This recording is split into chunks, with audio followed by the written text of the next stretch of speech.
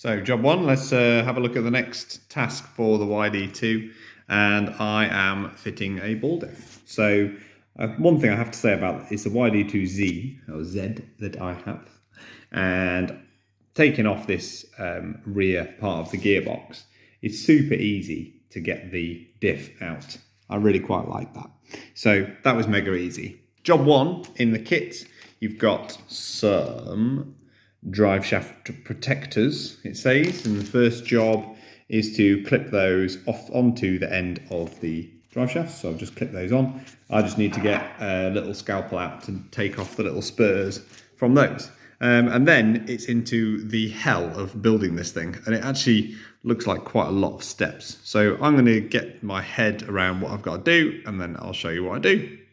So first step I've done is lay it all out like the instructions. I've got my different greases, and it just shows you on the instructions the light coloured grease and the dark coloured grease to make up the different parts. And I'm just going to follow the steps like that. Bang, bang, bang, kind of across the page. It doesn't really number them. So let's give that a go. And then you've got to tighten up the sides of the diff to set your adjustment. But I'll do that when I get to the track. I'll just go for something of a sensible adjustment now. Just nip it up, and that'll do for now. It also shows you which way up I've got to have this. It says wide area up on here. So taking a look at that, there is a grooved side and a wider grooves. So assessing the wider groove side goes up, it says. So that's that way up. So you can see on there, you can just make out the little sort of grooved space around the balls. And on this side, there is a smaller groove around the balls. So I reckon that's the right way up. I'll double check that. Yep, that is the right way up. So what I've got to do now is grease up the different parts. So grease up around this where this ring sits, grease up the ring, assemble that part there, and the bearing goes into the cup, it seems to say. It doesn't really say how that bearing holds in place. Oh, it goes in the bottom cup there. The bearing goes in the bottom cup. So that's good. So that little bearing can go into there. Nice and nice, like that. And then I can grease those parts up. Piece goes on top. That goes in the middle. And then second bearing on the top of that. And then I need to assemble this center shaft with lots of little ball bearings. That is probably going to be hell. But the first thing I'm going to do to that is put that little O-ring onto there before I lose it, and then start to assemble those parts. So let's go. Get some little greasy bits. Give that a fine covering around there. It's one of these things that you don't really know whether how much is too much. Pop that ring onto there. And then a little bit of grease again. So around we go.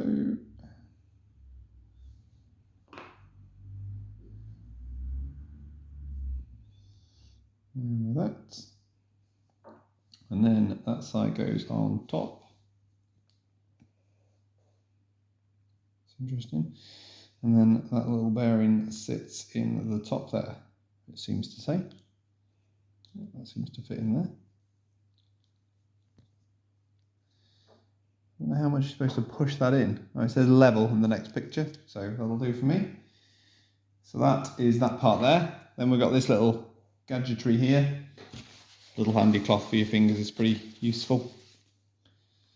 So a little gadget there. Try and get that little O-ring carefully on there. Nicely seated in the little piece there. And then we've got to try and build this section, which is possibly going to be my worst nightmare as the things are incredibly small. It does say I've got to grease up that lower part there with some of the black grease. So that part's going on there. And then I've got to build these balls.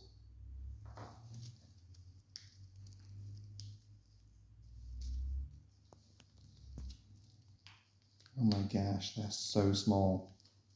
So I think to do this, I'm going to put some of this black grease around here, because what the ball bearings tend to do when you're building this sort of stuff is stick to the grease. So let's just load up on there. Not sure if you can see that. Some of the black grease. So, dropped all the little balls out onto a cloth, and then I can start putting these balls into this. Wow, that's not fun.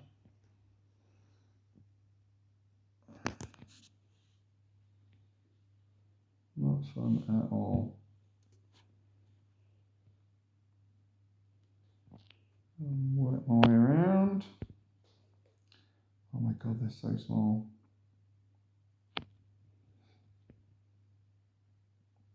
On the other side, it's no problem.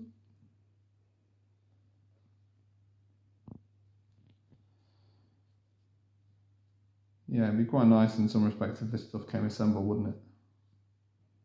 That would be really helpful. Right, and then once all those little balls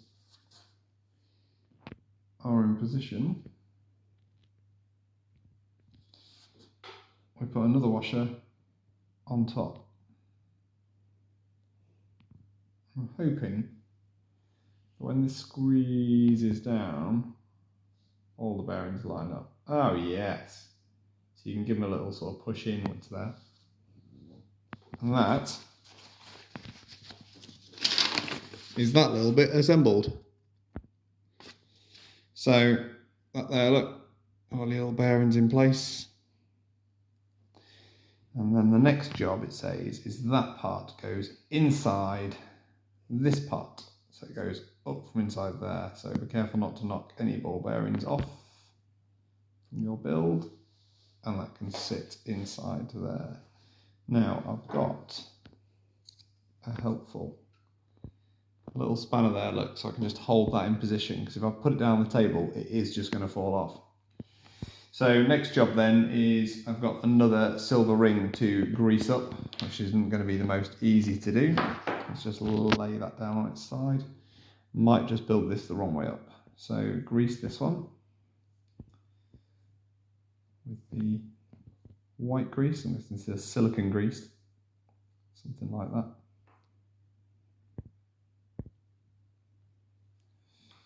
Ring back on. More of the white stuff.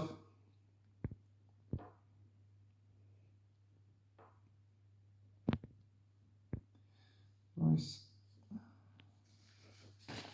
Clean fingies. Now, before I go any further, I need to grease and assemble the lube for the small balls. Ah, I done it in the wrong order. Unbelievable. So it says that I should have done that piece second. Oh well, it's sitting in there quite nicely. So what we're going to do here is get some grease in those little ball holes.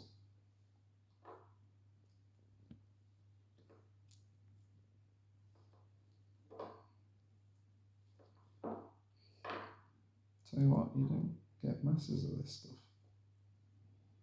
Hopefully it's enough. I'm glad that the YD2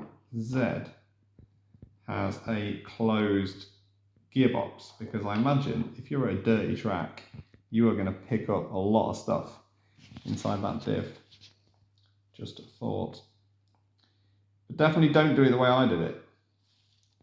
I would definitely put those balls in first. Right, bit of grease inside there. Slightly bigger balls.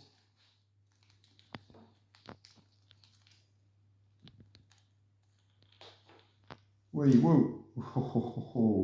Close. Close to the table.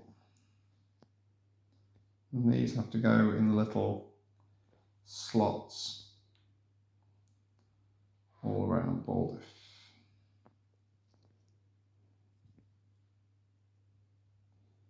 And again, I think the easiest method here is to get them in place and then get a little rod or something and just push them into their resting places, because they are going to stick to the grease. Just working my way around.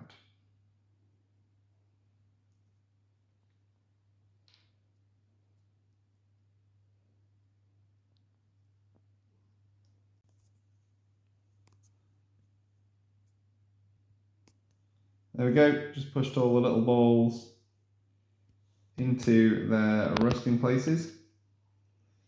And there, you don't want the ball sitting up in the cup and then trying to put the top cup on. I'm guessing that would be bad. A little rod there just to push all over that centre bearing home again. So there you go, you can see all the ball bearings sat in their little cups.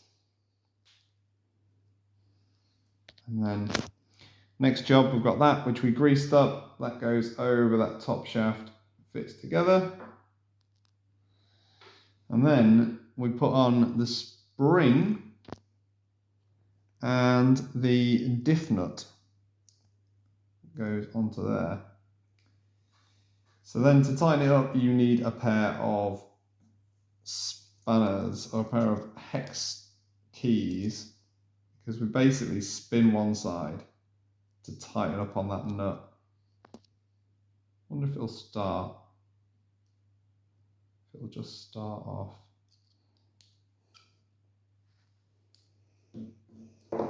Right, let's give that a go.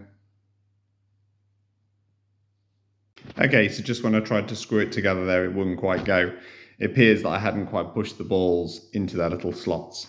So I just used 1.5mm Allen key, and you just give it a little, and they just popped in to their spaces, which then means that when this piece sits on, it sits a lot nicer and a lot flatter in the right position.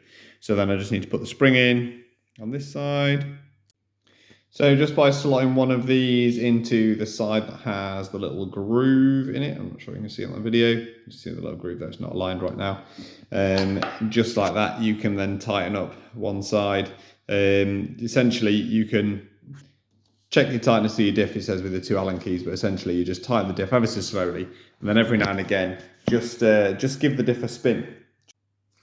Okay, so that was fairly easy to do. I just basically put one of these in there, line that up on the slot of the diff to hold it in place. Hold that in place fairly firmly, and then you can just hold the nut and turn the other side to tighten up your diff. And then what it says is to every now and again just check how tight your diff is, how much restriction there is on there, and make sure that all the balls and things are aligned. And I can feel now that that's like super smooth. So that appears to have worked fairly well.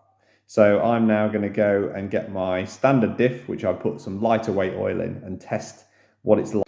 So what becomes super apparent straight away when you feel your normal viscous diff, as in one filled with oil with the geared centre, compared to the ball one. The ball one feels silky smooth. Silky smooth. And it also feels like the standard diff has almost like a bit of an initial like start. Once you start moving it, it frees up a little bit. I imagine the oil takes a moment to heat up, whereas that's not true of a ball diff, I doubt. But yeah, certainly feels a lot more restrictive. And this one, when you get these diffs, they have quite heavyweight oil in, like 5,000 weight oil or something. And I was sick of it being too heavy, so I actually poured it out and decided to risk my diff and put in some 150 weight oil in there. So it was a lot lighter, which I guess might mean my mains feels a little bit lumpier, but nothing like that. And that actually feels quite nice. I don't know if I'm going to do that a little bit tighter. Feels a little bit loose for now, and then start that off.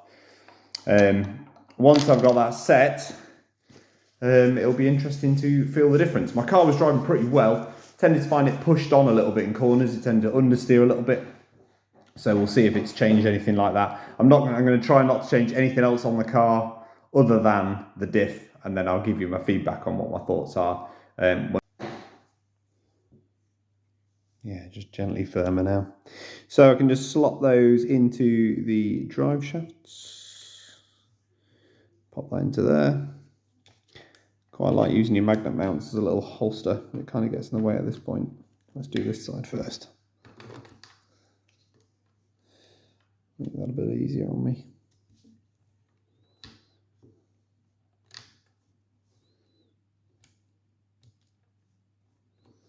Quite like these little plastic holders. I'm guessing they're gonna just keep it secure in the diff.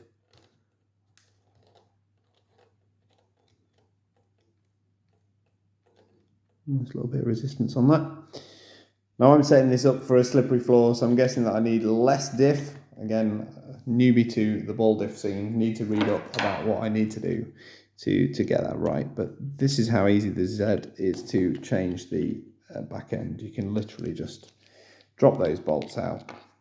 The back of the casing can just go straight onto there. That's pushed home, onto that there, onto that casing, and nip that up. I did put a tiny little bit of grease on the outer part of the gears just to help them mesh smoothly. I think they are ran fairly dry as standard. Right, so I'm back down the track, and after having a go and using my ball diff quite a lot, I decided to just add a little bit to this video, which is a comparison. Things that I never noticed before. The weight of the standard diff is considerable compared to the ball diff. So if I didn't mention that before, that's obviously going to affect throttle response. I'm just going to pop the stock diff back in now to see how it affects grip and stuff on the circuit. I like the way my car drives now as it's set up, everything with the ball diff, so it'll be interesting to go backwards. I'm going to try that, run that and do a little video, and then I'll put this one back in and tell you my thoughts and feelings about the differences of how it feels on a slippery surface. Alright, so this is with the standard diff in. The only difference between this and a nut and the diff as it comes out of the packet is that I've put a really thin weight oil in it to try and get more grip out my diff. So it's actually a little bit cheaty compared to the standard diff. So how does it feel? If anything, I'd say it feels a little bit lazier. And I'm not sure, I'm going to be interested when it changes back, whether I feel that it's got more forward bite or less forward bite with the ball diff. But yeah, I mean, it drives fine. I think with all these things, one of the things you forget is that everything is a marginal gain. Like you gain a little bit from the gyro, you gain a little bit from the diff, you gain a little bit, and then you meet someone who's got a car that's got all those marginal gains and it makes a huge difference. So yeah, let's swap them back. Drives as expected and see whether the ball diff feels enough gain. Donk. Alright, so interestingly, straight away then, putting back into the ball diff. Really, I never thought I'd feel the difference actually, but you really can. Like from a standing start, I did it before and said, oh, well, do I get a bit more forward bite? But that definitely pushes forward way more with the ball diff. And it also seems more sprightly. The car feels like it spins up there. When I first went backwards, I thought it doesn't feel any different, but as soon as I put the ball diff back in, that marginal gain is definitely, you can definitely feel. So there you go, ball diff versus standard diff. Is it worth it? Yes.